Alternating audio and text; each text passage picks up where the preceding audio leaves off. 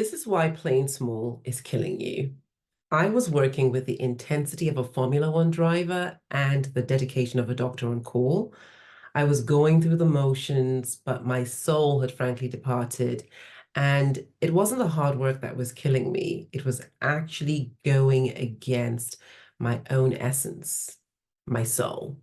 Most people associate being stressed, feeling anxiety with doing a lot, going out there, pushing yourself out of your comfort zone.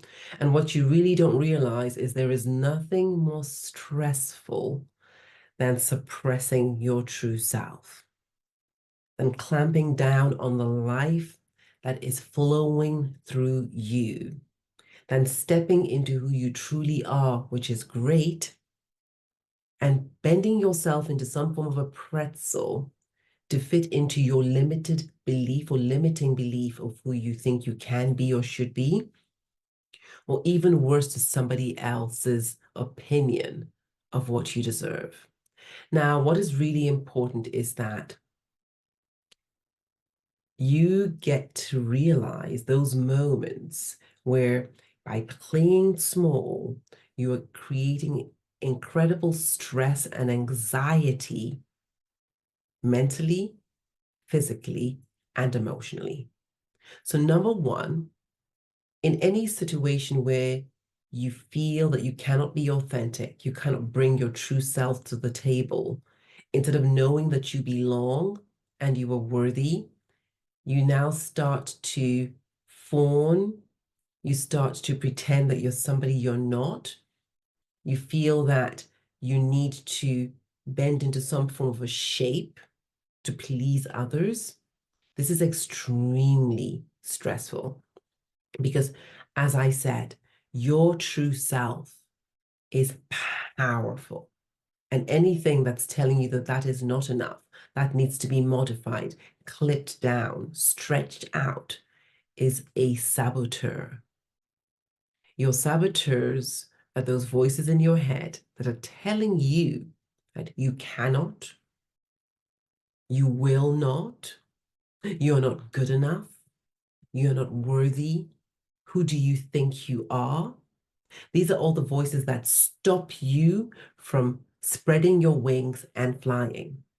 I remember I was living in this beautiful dream beachfront apartment on the Palm in Dubai. Marble floors, floor to ceiling windows, beautiful balcony, Olympian-sized swimming pool, and then a lazy river. The ocean, as I said, was just there with our little private beach. It was a dream to so many. I had a cushy job. I was flying business class wherever I went. And to be honest, I was comfortable. And although I was comfortable, and although so many people admired me, and so many people thought, oh, I had the dream life, deep inside, I knew that staying in that role, staying in those circumstances, although they were good, would have been a cop out.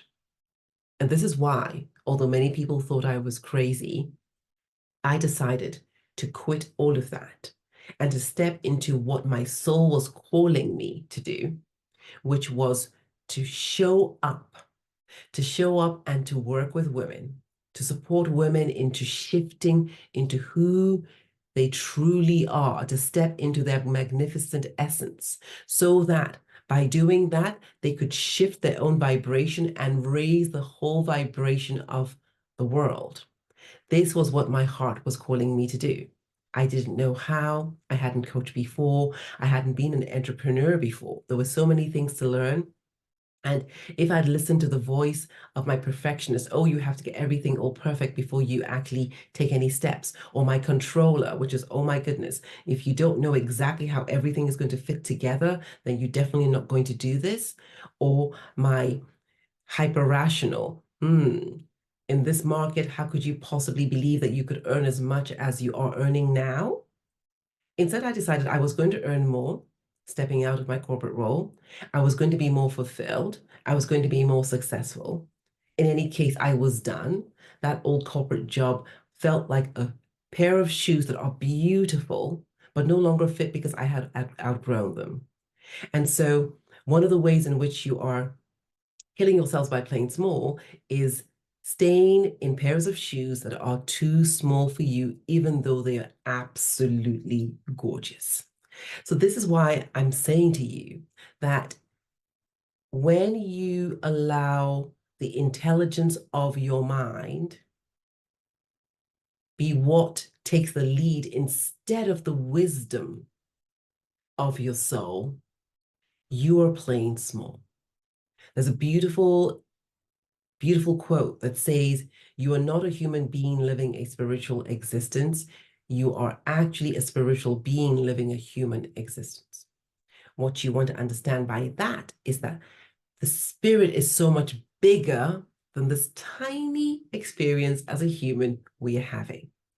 And so when you choose to lead from the spirit, when you choose to follow your intuition, when you choose to follow the call, even though your left brain may not understand all the details and nuts and bolts of how it may be built, that is when you tune into the magic of living a huge, big, expansive, fulfilling life. Every single time that you do not allow your left brain intelligence be the servant for the intentional soul and spirit, you are playing small. The number of times I would have copped out, said no to huge, big opportunities. If I hadn't said yes, I don't have all the details now, but I know that this is what I'm meant to do, and I trust that everything will align. Oh my goodness, I would not be here speaking to you today.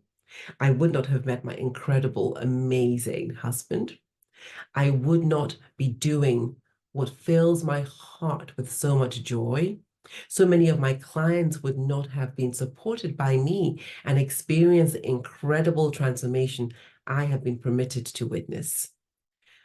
When you step into the understanding that you get to be great, you are already great. Life is flowing through you, and that alone is enough. And you stop this false modesty, this saboteur chorus of who are you? Who do you think you are? Instead of being crippled by fear, you start walking with faith. Instead of having to see it to believe it, you start believing it, and thus you behold it. There's such a big difference from being limited by the Newtonian way of life. And the alternative is actually to step into what I call quantum. And this is where you may not understand everything that is happening, but it is. So my invitation to you is to ask yourself, in what area of my life am I tolerating things simply because, although there is something I desire, I do not believe it to be possible? I know exactly how you feel. There are many times I could understand with my head that this is what I want and this is what was meant to happen. Unfortunately, I simply did not have the belief. So how do you create that belief? How do you weaken the voice of the saboteurs so that that voice of your beautiful, magnificent essence is what it gets louder and what leads? That is what I would love to support you with. I can just say this right now. Whatever you say enough through repetition will change your neural pathways and therefore change how you show up. If you'd love more support in this, my invitation is to reach out to me. My email is in the comments. You can also just say, hey, I'd love to chat. I would love to support you in going from living a life that is dictated by your saboteurs because they don't know any better, to living a life where you are in peak performance in all areas of your life, and not through burning out, but through ease and flow. So stop playing small. It is literally killing your essence. It takes so much energy. It is exhausting to suppress your true self.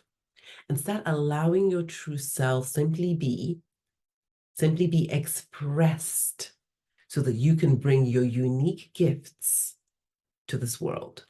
You are the medicine that the world needs. Love and light, I cannot wait to hear what resonates, where you feel that you can really shift. And if you would love support, reach out.